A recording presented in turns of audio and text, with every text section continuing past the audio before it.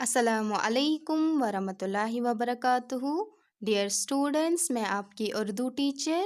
آج کا ہمارا عنوان ہے لفظ۔ حروف کے مجموعے کو لفظ کہتے ہیں۔ ڈیئر اسٹوڈنٹس، لفظ کو سمجھنے سے پہلے ہم دیکھیں گے حروف کنہیں کہتے ہیں۔ ڈیئر اسٹوڈنٹس، الف سے بڑا یا تک جو آپ البیہ لکھتے ہو انہیں حروف کہتے ہیں، کیونکہ وہ بہت سارے آتے ہیں، اور جب آپ ان میں سے کوئی ایک لیتے ہیں، چاہے الف، چاہے بیہ، چاہے میم، کوئی ایک کو حرف کہتے ہیں، اور ان حروف کو جب ہم آپس میں ملاتے ہیں تو وہ ایک لفظ بنتا ہے جسے ہم لفظ کہتے ہیں۔ ٹھیک ہے ڈیئر اسٹوڈنٹس، جیسے میں نے قاف، الف، جیم، ریا ان حروف کو لیا اور آپس میں ملایا، وہ کیا بن گیا؟ گاجر۔ کیا بن گیا؟ گاجر۔ اسی طرح سے میں نے لیا میم، ٹیہ، ریا، ان حروف کو جب میں نے آپس میں ملایا تو وہ کیا بن گیا؟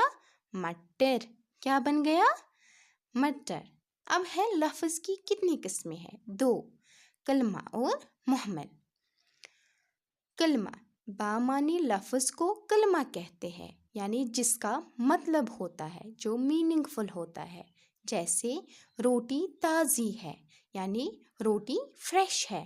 انار لال ہے، انار ریڈ کلر کا ہے۔ محمل، بے معنی لفظ کو محمل کہتے ہیں، جن کا کوئی مطلب ہی نہیں ہوتا ہے، جیسے ووٹی، وتا، ونار۔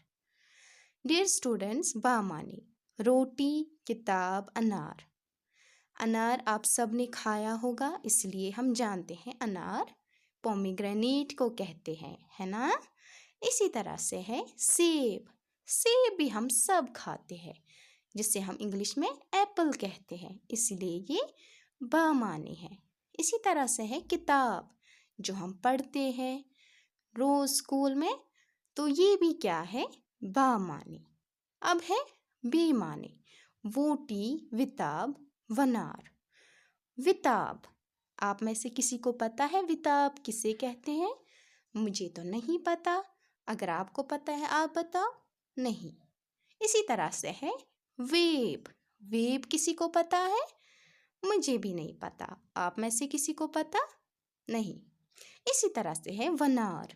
میں نے انار سنا ہے، ونار نہیں، مجھے بھی نہیں پتہ ونار کسے کہتے ہیں۔ تو ڈیئر اسٹوڈنٹس، یہ ہوتا ہے لفظ اور اس کی قسمیں۔ اسی کے ساتھ آج ہمارا عنوان ختم ہوا۔ دیجیے اجازت، اللہ حافظ۔